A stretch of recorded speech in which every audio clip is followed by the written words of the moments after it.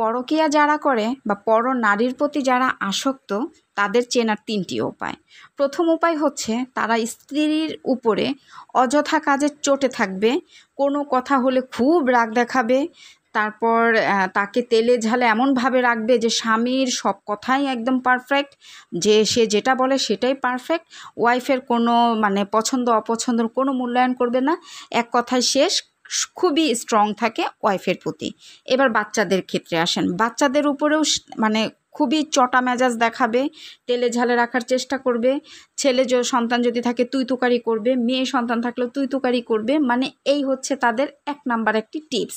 কারণ এরা যদি ঘরে যদি এরকম যদি না করে, ঘরের পার্সনগুলোকে যদি স্ট্রংলি তার হাতের মুঠায় না রাখার চেষ্টা করে, এরা তো বাহিরের সুযোগটা সুন্দরভাবে নিতে পারবে না। সেই জন্য এরা কি করে, এই ট্রিক্সগুলা ঘরের ভিতরে মানে অ্যাপ্লাই করে নিজেকে ঘরের মানুষের কাছে সাধু সন্ন্যাসী সাজার জন্য। এবার আসেন ২ নাম্বার।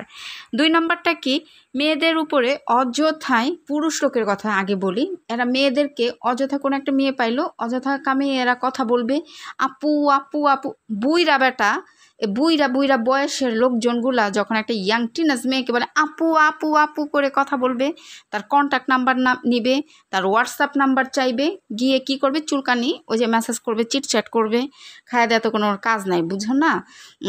মানে এগুলা হইতেছে কি, মানে অতি ভালো থাকলে যা হয় আর কি। ৩ নাম্বার, বাহিরে যাবে, ওই মেয়েরা যেই রকম যা ডিমান্ড করবে সেই ডিমান্ড ফিল আপ করবে, গিফট দিবে, খুবই মানে প্রাইজেবল গিফটও এদের কাছে তখন কোনো কিছুই হবে না, প্রয়োজনে নিজে ধার ধ্যানা করে দিবে যদি নিজের অ্যাবিলিটি না থাকে। আর যদি অ্যাবিলিটি সম্পূর্ণ হয় তা তো কথাই নাই।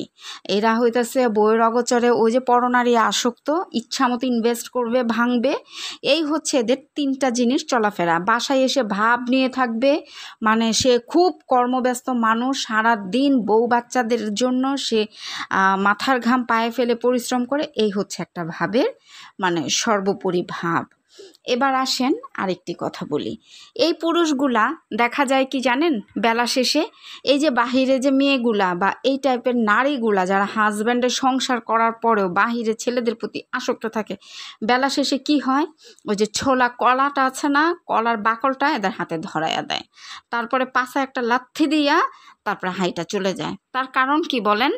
তার কারণ হচ্ছে এই ছেলেগুলা বা মেয়েগুলা যেই সব ম্যারিড ছেলে মেয়েদের সাথে সম্পর্ক লিপ্ত হয়, এরা জাস্ট নিজেদের ফায়দা লোটার জন্য আসে। এরা কি আদৌ প্রেমের আশ্বাস দিয়ে আসে? ধ্বংস করে দেওয়ার জন্য আসে। বিনিময় কি হচ্ছে, এই স্বামীটা বা স্ত্রীটা অভিশাপে অভিশপ্ত হচ্ছে তার ঘরের পার্সনদের কাছে। যাই হোক, অনেক কথা বলে ফেললাম, এগুলো কোনো কিছুই আমার ব্যক্তি জীবন থেকে নেওয়া না, এগুলো আমার জীবনের কোনো অংশই না। আসলে এক আপুর ঘটনা, সেই ঘটনাগুলোই আপনাদের সাথে শেয়ার করছি। আর এরকম অজস্র গল্প আছে, আমি আমার লাইফে অনেক আপুদের কাছ থেকে শোনা অনেক গল্প আছে, আমি নিজের চোখেও বাস্তবে অনেক কিছু দেখেছি অনেকের লাইফে। যখন সময় সুযোগ হবে বিভিন্ন কাজের মাধ্যমে এই গল্পগুলো আপনাদের সাথে শেয়ার করব। আর আমার যারা লাভলি ভিউয়ার্স আপু ভাইয়ারা আছেন তারা আমার সাথে থাকবেন আর এই গল্পগুলো শুনে নিজেদের ব্যক্তি জীবনেও অ্যাপ্লাই করবেন। তবে একটা কথা বলতে পারি, আমরা ওয়াইফরা যারা আছি বা ভালো স্বামী যারা আছি, ওয়াইফদেরকে অনেক বিশ্বাস করি, তাদের উপর সব কিছু ছেড়ে দিয়ে মানে খুব অন্ধবিশ্বাস করি। আর ওয়াইফদের কথা বলি, আমরা স্বামীদেরকে অনেক অন্ধবিশ্বাস করে ফেলি। আসলে এত অন্ধবিশ্বাস করা আমাদের জন্য উচিত না, একেবারে নেহাতি বোকামি, এগুলো আমরা করব না। সব কিছুকেই আসলে ব্যালেন্স করে চলবো। আর ইমোশনকে কখনোই কাজে লাগানো যাবে না, কারণ অতি ইমোশন থাকলে, যদি একটা স্বামীর অতি ইমোশন থাকে ওয়াইফের কাছে ধোকা খাবে, আর একটি ওয়াইফের যদি অতি ইমোশন থাকে তাহলে কিন্তু ধোকা খাবে। সব কিছুকে ইগনোর করে সামনের দিকে এগিয়ে যেতে হবে। আল্লাহ হাফেজ।